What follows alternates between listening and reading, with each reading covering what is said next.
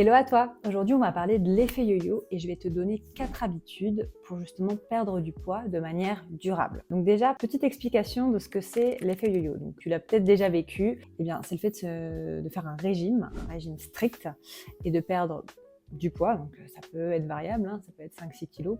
Pour certaines, ça peut être beaucoup plus. On peut être sur du 10-15 kilos. Donc tu perds, peut-être même vite, et après, tu reprends, voire plus, ou parfois pour certaines malheureusement le double. Il y a une étude qui le montre, c'est que suite à un régime strict, eh bien 80 à 95% des femmes vont systématiquement reprendre le poids perdu, voire beaucoup plus. Et ça, c'est un effet délétère pour le corps. C'est lié à quoi? C'est lié au fait que, en fait, généralement pour perdre beaucoup de poids, tu vas te mettre dans certaines conditions et du coup, tu vas suivre un régime qu'on appelle un régime strict. Donc, tu vas beaucoup te priver et donc tu vas te priver, donc forcément, tu vas avoir un apport calorique qui sera beaucoup plus faible par rapport à ce que tu consommes. Donc, tu vas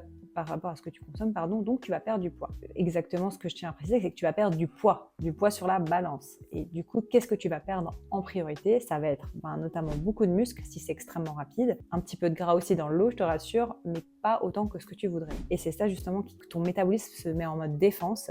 Ton métabolisme est ralenti. Pourquoi? Parce que tu auras perdu de la masse musculaire. Donc forcément, moins tu as de masse musculaire, moins ton corps brûle de calories au repos. Ton appétit se dérègle.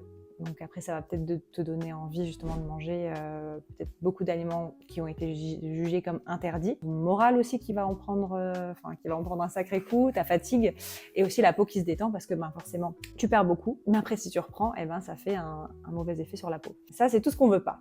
Justement, c'est tout ce qu'on veut pas parce que l'effet yo-yo, comme je l'ai dit et j'insiste là-dessus, c'est vraiment délétère pour le corps. Par contre, là, je vais te donner 4 astuces qui vont te permettre de stopper ce mécanisme et de perdre du poids de manière durable. La première astuce, c'est vraiment de bannir les régimes stricts. Qu'est-ce que crée un régime strict? Ça crée ce que j'appelle la FFF. Donc, c'est pas la Fédération française de football, non. C'est frustration, fatigue, faim. Déjà, c'est dur à vivre et c'est ce qu'on veut pas. Donc, comme je disais tout à l'heure, quand tu vas perdre beaucoup de poids de manière très rapide, ton corps aura plus tendance à perdre pas mal de muscles et de l'eau et moins de gras. Surtout si tu fais pas de renforcement musculaire derrière. Que là, tu vas perdre du muscle. Et d'ailleurs, pour une petite anecdote, j'ai une de nos élèves, donc on coach actuellement, qui avait suivi des régimes par le passé, donc systématiquement. Elle a vécu beaucoup de régimes yo-yo, elle a subi beaucoup d'effets yo-yo et elle a suivi un programme. Et dans le programme, donc c'était un régime alimentaire qui était très strict et on lui a demandé de pas faire de sport. Alors c'est complètement fou, mais pourquoi? Parce que du coup, vu qu'elle faisait pas de sport, donc elle se renforçait pas musculairement, il n'y avait pas de prise de muscle, mais du coup, et vu qu'elle avait un régime très strict, elle perdait du poids et sur la balance, elle le voyait. Donc, je tiens à sensibiliser là-dessus sur la composition corporelle. Mais ce qui est très délétère parce que finalement, après, tu le reprends après. Et ça, c'est pas l'objectif quand on se lance dans un changement, c'est que le changement tienne sur la durée parce que sinon, pourquoi faire un changement si après, tu vas redevenir à l'étape départ. Première étape, déjà, c'est de bannir les régimes stricts, mais aller vers ce qu'on appelle fréquemment un rééquilibrage alimentaire.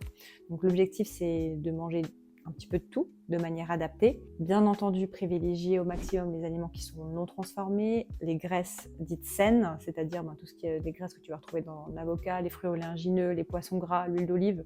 Ça, c'est des bonnes graisses, même si des fois le terme est utilisé à tort et à travers. Aller vers des bonnes graisses, de viande maigre, beaucoup de fibres, parce que justement, les fibres et des fibres de bonne qualité, ça va t'apporter beaucoup de minéraux et de vitamines et dont tu as besoin.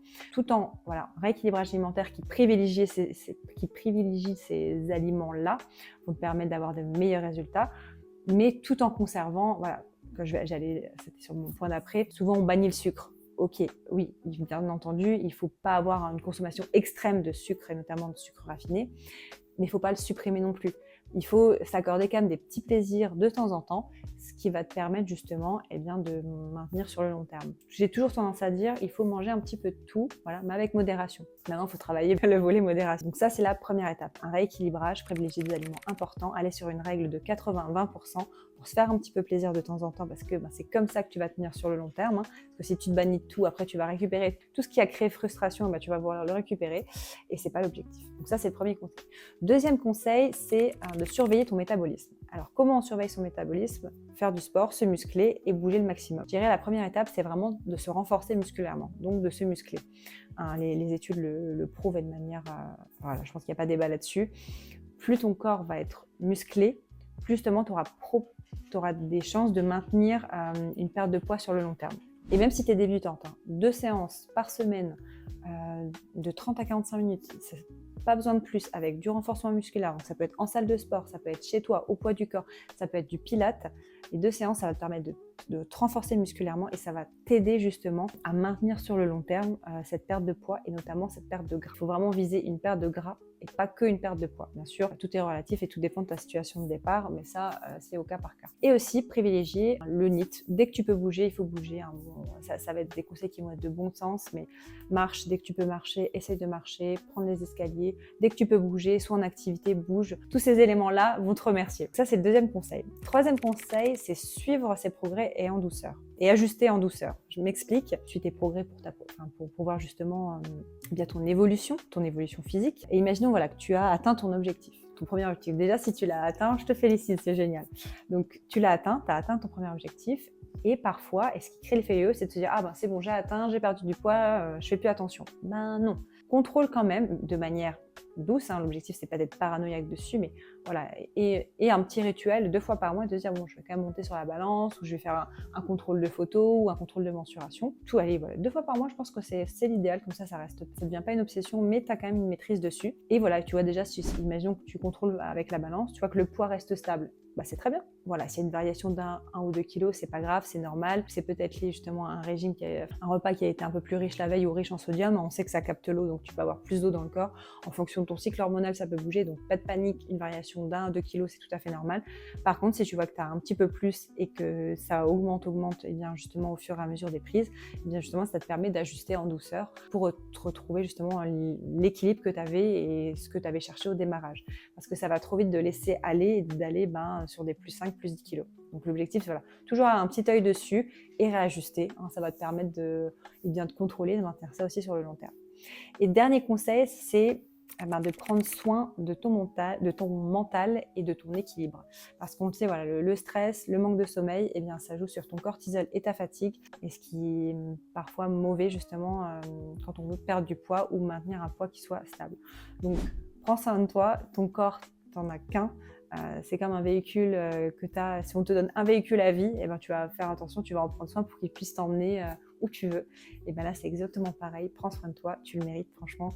J'aimerais sensibiliser les femmes justement à prendre vraiment soin d'elles parce qu'elles sont souvent le pilier de leur famille et de beaucoup de choses. Donc, si je peux te faire une petite conclusion, l'effet yo-yo, on n'en veut plus. C'est délétère pour le corps et c'est pas agréable et c'est très dur psychologiquement. Première étape, bannis les régimes stricts. Et une approche équilibre sur le long terme, ce sera bien plus bénéfique au fil des mois et des années. Il faut toujours voir le long terme.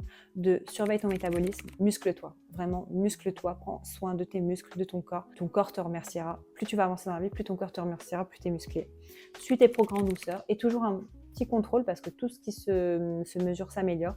Et un petit contrôle, ne sois pas dans la paranoïa là-dessus, mais voilà, un petit contrôle sur les éléments qui te permettent de voir comment ton corps évolue et tu te sentiras même mieux d'avoir ce petit contrôle sain sur toi. Et prends soin de toi, de ton mental, je vais réussir à le dire, de ton mental, de ton équilibre, parce que comme je le disais tout à l'heure, tu le mérites. Voilà, vois ça comme un changement de mode de vie positif qui va te bénéficier tout au long de ta vie, et pas comme quelque chose d'horrible à faire et se priver tout le temps. Non, c'est pas comme ça qu'on va y arriver et c'est mal connoté.